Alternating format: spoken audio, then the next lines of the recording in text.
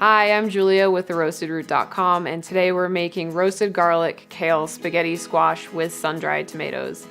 My food philosophy is that mealtime can and should be stress-free, as well as nutrient-dense and tasty, and this recipe completely fits that bill.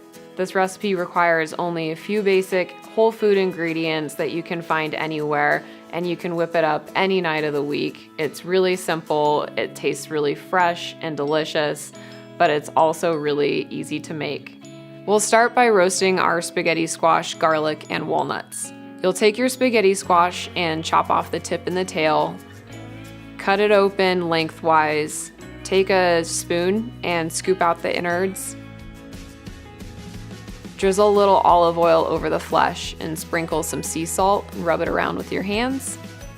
Put the spaghetti squash on a baking sheet face down. Cut the top of the garlic off and drizzle it with a little bit of olive oil. Wrap it in some foil and put it on the same baking sheet as the spaghetti squash. You'll roast these in the oven at 400 degrees for about 45 to 55 minutes. A few minutes before the squash has finished roasting, you'll place your raw walnuts in the oven with the spaghetti squash so that they can roast as well. Once roasted, remove the spaghetti squash and garlic and walnuts from the oven. Put the roasted garlic on a cutting board and peel it. Give it a rough chop. My philosophy on garlic is the more the better. So when I see a recipe that calls for like 2 cloves of garlic, I go ahead and multiply that by like 6. Add a small amount of oil to a large saute pan and add your kale.